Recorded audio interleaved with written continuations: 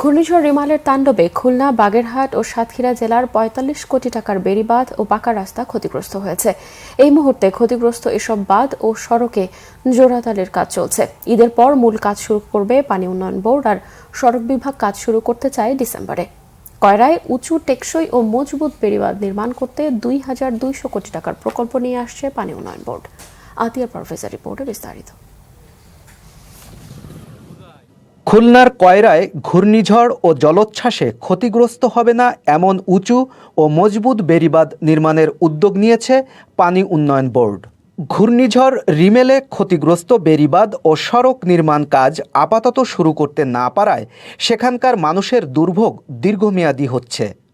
সরকার এখানে হাজার হাজার কোটি টাকা খরচ করছে, তবুও আমরা ভালো বেড়িবাঁধ পাচ্ছি না। আমরা এমন একটা বাঁধ চাচ্ছি যেন না ভাঙে। কয়েকবার বছরে 3বার ঘর দরজা ভেঙে যায় আমাদের, তো আমরা কী করে বাস করবো আর কী করে খাওয়া বাচ্চা কাচ্চা নিয়ে। আমাদের বেড়িবাঁধ এবং রাস্তার যে বেহাল দশা, তা প্রতিনিয়ত জীবন যুদ্ধ করে আমাদের বসবাস করতে হয়। আমরা এমন একটা টেকসই বাঁধ চাচ্ছি যাতে আমরা করে স্থায়ীভাবে কোনো কিছু সফলতা পেতে পারি, না হয়তো আমাদের এইভাবে যুদ্ধের সাথে সারাটা জীবন বেঁচে থাকতে হয়। ভেঙে যাওয়া বেড়িবাঁধ ও সড়ক নির্মাণ নিয়ে আশার কথা জানালো পানি উন্নয়ন বোর্ড ও সড়ক বিভাগ। আমাদের এই কাজ চলমান আছে। আমরা কিন্তু সামনে আপনি জানেন বর্ষা আসতেছে, এই বর্ষা আমরা মোকাবেলা করব। এই বর্ষার মধ্যে কন্টিনিউ করব হচ্ছে যাতে বাঁধটা ভাঙে আবার এই ধরনের কোনো দুরবস্থার সৃষ্টি না হয়। এই জন্য আমরা কাজটা কন্টিনিউ করব। বর্ষাটা বেরোলে ড্রাই সিজন যেই পাবো তখন সুন্দর করে পারবো। দরপত্রটা প্রক্রিয়া করে রাখতে পারবো ঈদের আগে বা জুনের মধ্যে, যাতে নতুন অর্থবর্ষের পূর্ণদমে কাজটা শুরু করা যায়। তাতে করে আমাদের পুরোপুরি কাজ শুরু করতে কমপক্ষে 1-1.5 মাস সময় লাগবে আসলে। আর আপাতত আমরা বিভাগীয় মেরামতের মাধ্যমে রাস্তাগুলোকে সচল করার জন্য যা করণীয় সেই কাজটুকু করবো আমরা।